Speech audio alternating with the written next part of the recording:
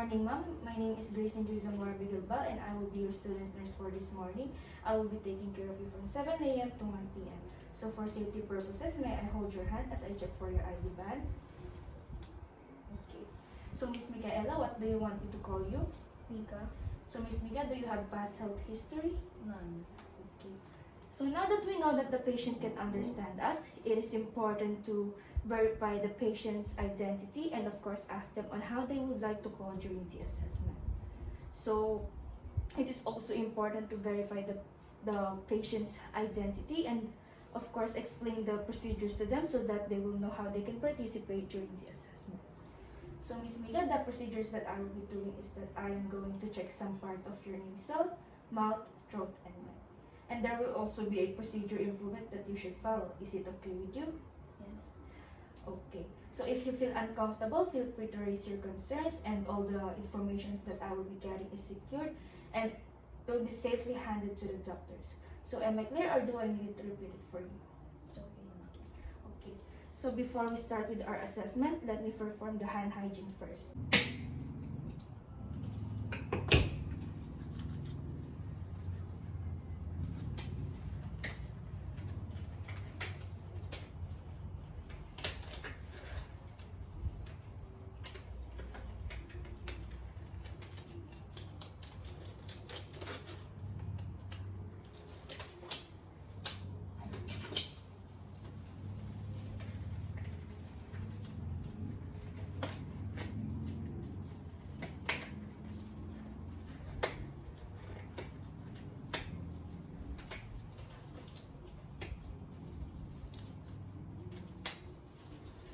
Okay, so now we are all closing the curtains to provide privacy to our patient during the assessment.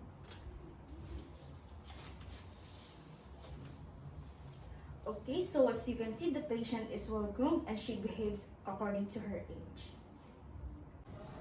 So now I am going to start assessing the patient's nose. So Miss Mika, can I hold your face? Yes. So the patient's nose is in the middle of her face or midline and there seems to be no deviation to the right or to the left. Septum is normal. Both nostrils are also normal. So Miss Mika, we're proceeding to occlude your one side of your nostril. So can you occlude it for me like this? Okay. Inhale. Exhale. Did you have a hard time breathing? No. Okay, so for the other side. Inhale. Exhale. Did you have a hard time breathing? No. Okay. So the patient can breathe perfectly normal even if one side of her nostrils are occluded. So there is no obstruction in the nose. So now we're going to palpate the patient's external nostril or nares. So ma'am, may I touch your face? Yes.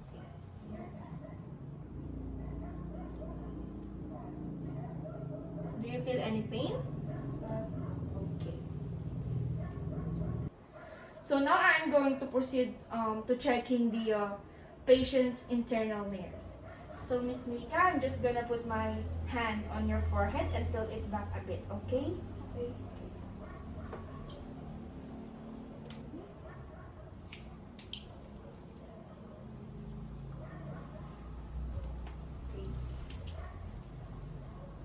So the patient's nasal mucosa is pinkish in color.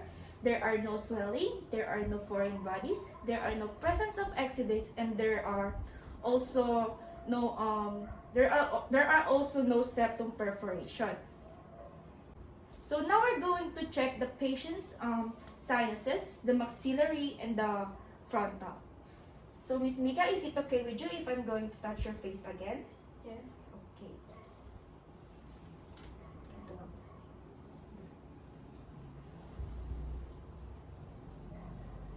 Do you feel any pain? None. Okay. So there seemed to be no swelling. Was there any pain? None. Okay. So now we're going to proceed to inspecting the patient's frontal sinuses. Miss Mika, is it okay if I touch your face again? Yes.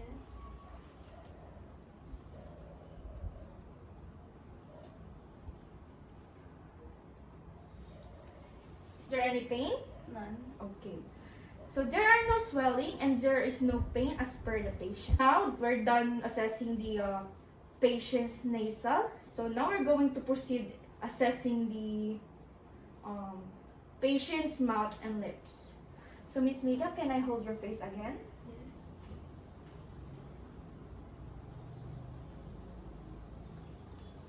So patient's lips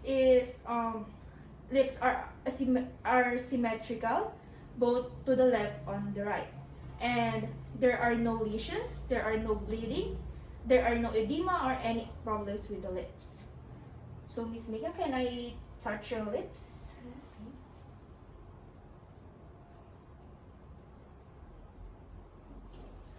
So the patient's lips are smooth and soft. So now we're proceeding to checking the patient's gums. So Miss Mika, is it okay to hold your lower lip and stretch it a bit for the gum checking? Okay.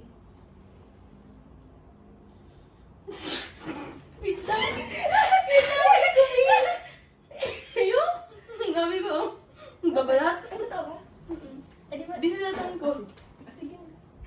Di mo na nga. Pipikit na nga ako eh. Pamamigit ka na. Okay. 1, 2, 3. So now we're proceeding to checking the patient's gums. So Miss Mika, is it okay if I hold your lower lip and stretch it a bit for the gum checking? Okay.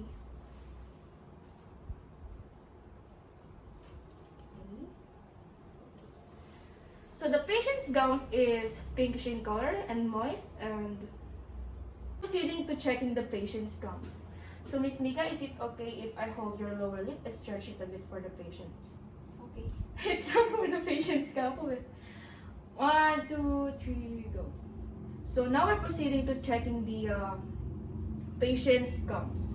So Miss Mika, is it okay to hold your lower lip and stretch it a bit for the gum checking? Okay.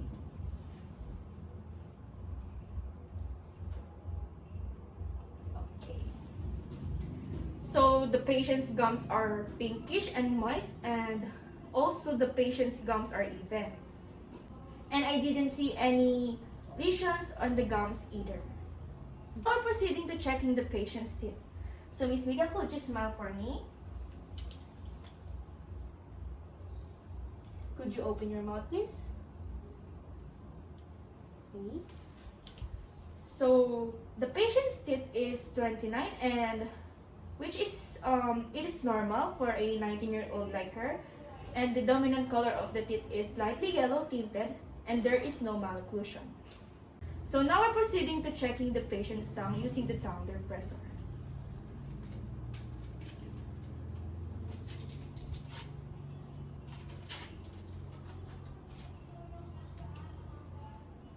So could you stick out your tongue, please?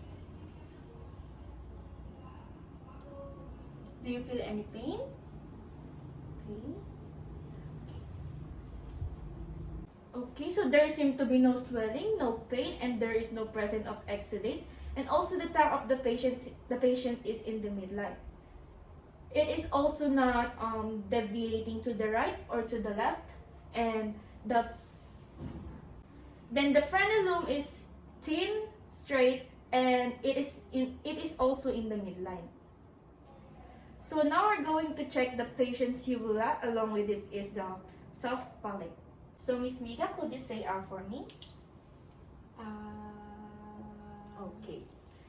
So the patient's uvula is moving or vibrating, which is normal, and it is pinkish in color. The patient's tonsils are perfectly normal. It is about 2.5 centimeters, and there is also no swelling to uvula or the tonsils of the patient. Okay, so now we're proceeding to assessing the patient's neck. So Miss Mika, I want you to bend your head to your shoulder, both right to left. Okay, so to the other side, please. Okay. Do you feel any pain? Okay. So the patient could do it effortlessly and with no pain. So Miss Mika, I want you to bend your head forward and backward. Backward. Okay. Did you have a hard time doing it? No. About any pain? None. So the patient did not have a hard time doing it and she felt no pain. So patient's neck is movable and there is no problem. So now we're proceeding to checking the patient's trachea. So Miss Mika, could you bend your head backward? Okay. So the patient's trachea is in the midline and it is not deviating to the right nor to the left. So there's no visible jugular distension and there's no presence of thyroid lumps. Okay, so patient's neck is normal as per inspection. So now we're proceeding to palpating the patient's thyroid and now I'm gonna do the anterior approach. Now Miss Mika, I'm gonna touch your neck. So okay. Do you feel anything? None. How about here? None. Here? None. Okay. So the patient didn't feel any pain. So now we're proceeding to palpate if she has an enlarged thyroid. So Miss Mika, I want you to tilt your head over.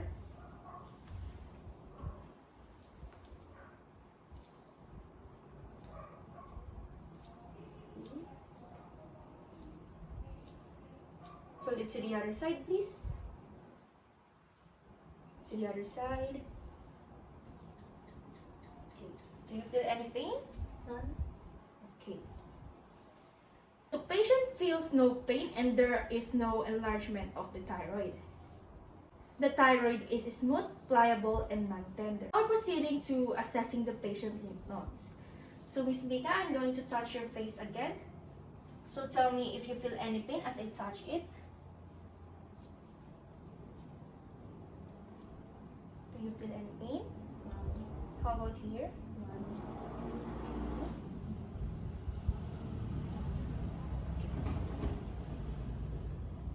Okay, so there seemed to be no swelling of the lymph nodes and the patient did not complain of any tenderness or pain. So now we're going to assess the patient if she has say neck distension. So Miss Mika, I want you to tilt your head to the right, please. Okay. To the other side. Tilt it a bit more. Okay. So as you can see, the patient has no neck distension. Okay, so now we're proceeding to assessing the sternocleidomastoid. So Miss Mika, I want you to strike your shoulders up as I meet my resistance. As I press it downwards. Strike it up. Okay. That's for trapezius. And for the sternocleidomastoid, I'll flex and rotate away like this. And give her my resistance. So after assessing the patient's nasal, mouth, throat, and neck, all findings seem to be normal, no complaints of pain or tenderness, and there are no abnormalities. So now I'm going to remove my gloves and perform again the hand hygiene.